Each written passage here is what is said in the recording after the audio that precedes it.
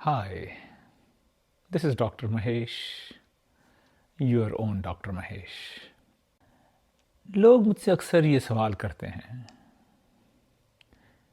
कि लोग मुझसे प्यार से बात नहीं करते, बड़ी कठोरता से पेश आते हैं। मैंने इनका क्या बिगाड़ा है?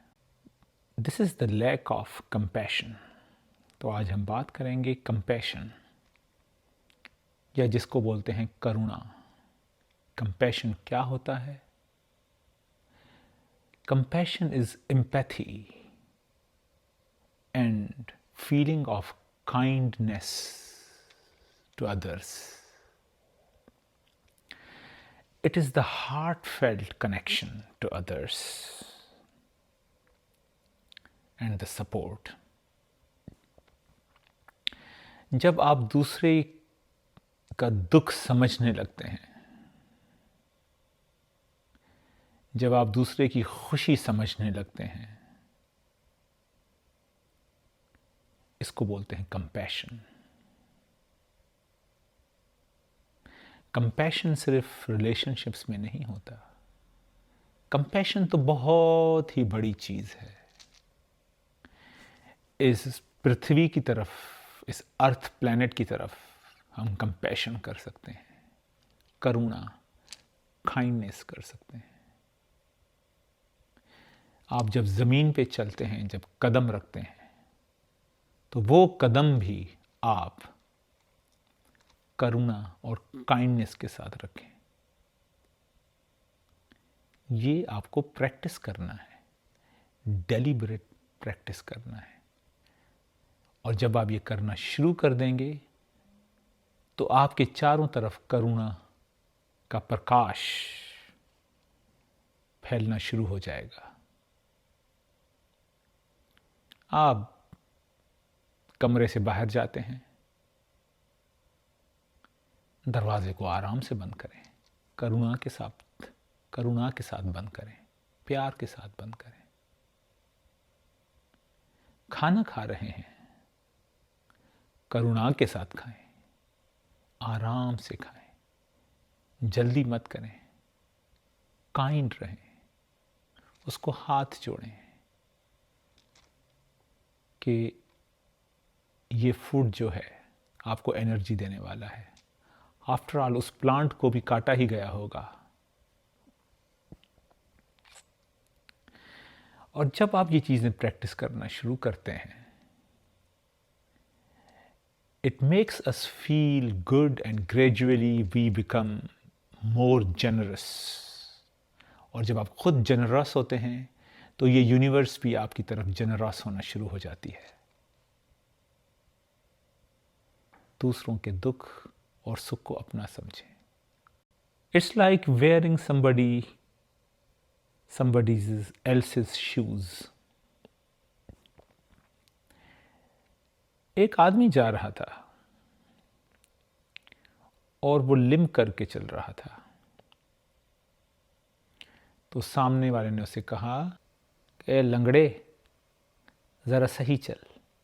तो उस आदमी ने उससे कहा कि मैं लंगड़ा के नहीं चल रहा, मेरे जूते में प्रॉब्लम है। तो उसने उसको आदमी को अपने जूते दिए, और फिर ये जो पहला आदमी था उसने वो जूते पहने, और जब वो चला तो वो भी लंगड़ा के चलने लगा। उस जूते के अंदर एक छोटी सी कील निकली हुई थी, और वो आदमी उस जूते को बनाने ही जा रहा था मोची के पास। तो एम्पैथी भी यही होती है कि दूसरे का जूता पहनना और महसूस करना कि वो ऐसे क्यों चल रहा है। आपके साथ आपका दोस्त, आपकी माँ, आपका बेटा, आपकी बहू अगर अच्छा पेश नहीं आ रही, तो हो सकता है कि उसके जूते में कोई कील पड़ी हो। वो कील ज़रूरी नहीं है उसके जूते में हो, वो माइंड में भी हो सकती है। हो सकता है उसे चीज़ कोई परेशान कर रही हो। उसको समझें कि वो सामने क्यों परेशान है। कई मर्तबा लोग एंग्री होते हैं आपके साथ क्योंकि वो अपनी लैंग्वेज से अपना दुख बयान नहीं कर सकते। जुबान जो है, लैंग्वेज जो है, बहुत ही वीक होती है, असमर्थ है।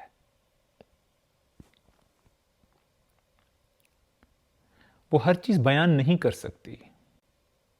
एक दफा बुद्धा बैठे हुए थे और वो अपना प्रवचन दे रहे थे, तो सामने से एक आदमी आया और उसने बुद्धा के मुंह पे थूक दिया।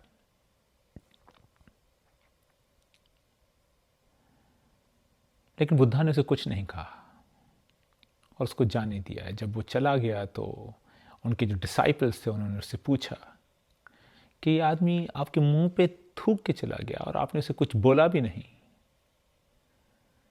तो उन्होंने कहा कि वो कुछ कहना चाहता होगा लेकिन लैंग्वेज साथ नहीं दे रही, तो उसने थूक दिया। और यही हमारे चारों तरफ घटित होता है। लोग परेशानी में आपके साथ कुछ कह जाते हैं, आपको दुख होता है, लेकिन कभी आप कंपैशन के साथ इसके बारे में सोचें कि भाषा जो है वो असमर्थ है। भाषा, लैंग्वेज, वो वीक है। कई ऐसी चीजें हैं जो आप लफ्जों के साथ बयान नहीं करते, तो आप वो एंगर निकालते हैं, आप थूक देते हैं, लेकिन वो आदमी सामने वाला परेशान है। जब आप करुणा करते हैं, इससे आपका ब्लड प्रेशर नीचे जाता है, आपका इम्यून सिस्टम बूस्ट होता है, आप डिप्रेशन से बचते हैं, आप एंजाइटी डिसऑर्डर्स से बचते हैं। करुणा प्रैक्टिस करने से आप लोगों की लाइफ में डिफरेंस लाते हैं। जब आपके पास अपॉर्चुनिटी हो, volunteer your time, volunteer your wisdom. दूसरों के साथ प्यार के साथ पेश आएं। जब आप बोलें तो आपके मुंह से फूल झड़ने चाहिए, न कि एक अजगर की तरह मुंह से जहर उगलना चाहिए।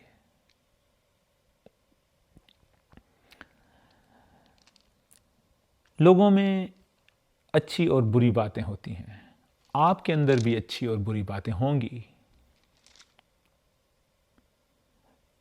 उनकी जो अच्छी बातें हैं, अगर आप किसी पार्टी में जाते हैं तो उनकी अच्छी बातों पे ध्यान दें, उनके बारे में उनसे बोलें। क्या ज़रूरत है उनकी बुरी चीज़ों को हाईलाइट करने के लिए? कोई ज़रूरत नहीं है।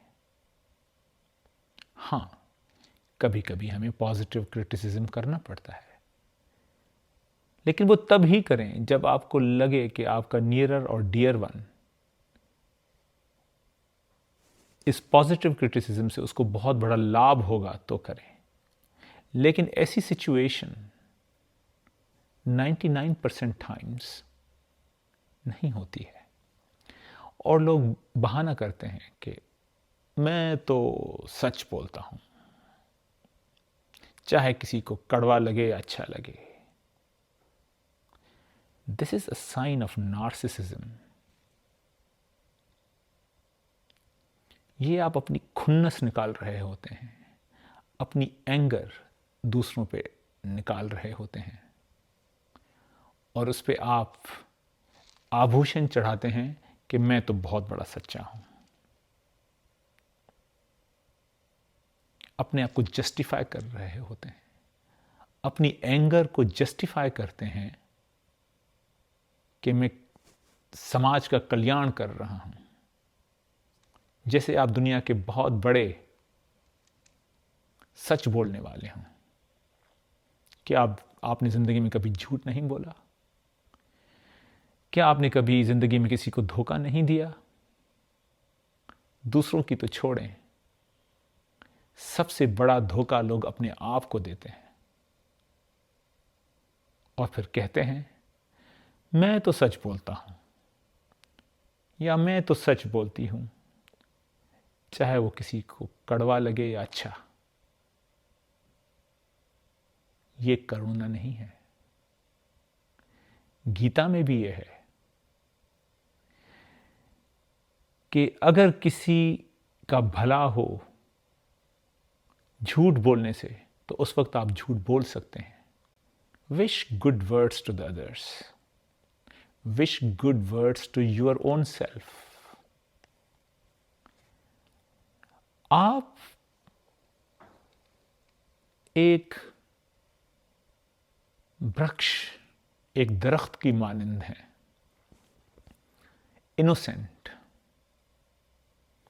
आपने कोई कसूर नहीं किया है, इसीलिए आपको अपनी तरफ भी करुणा करनी चाहिए। करुणा कैसे करेंगे आप? अपने स्वास्थ्य का, अपनी हेल्थ का ध्यान रखें,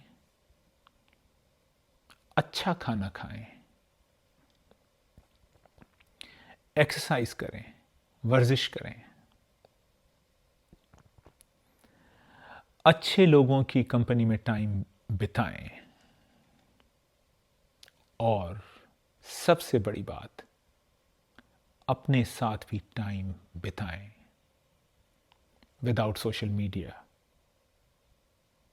that is the compassion towards your own self.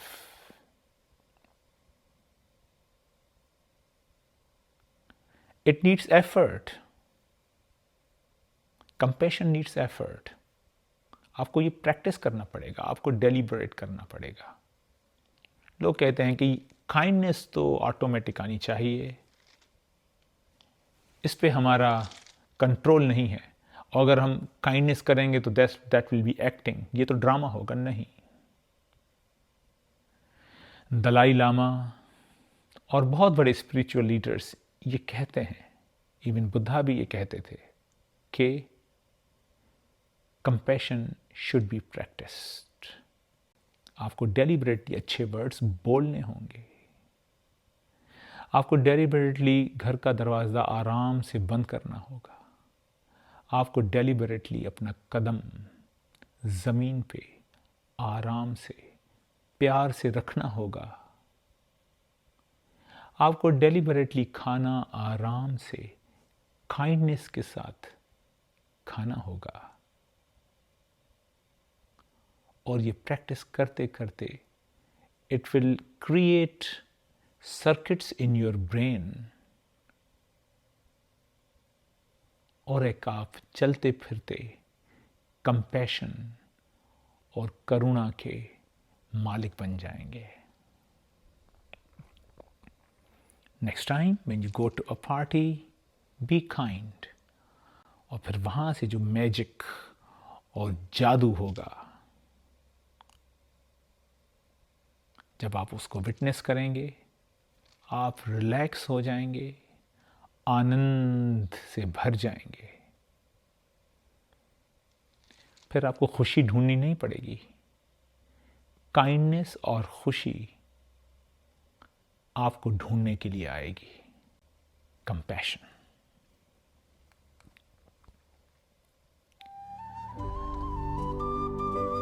आज बस इतना ही।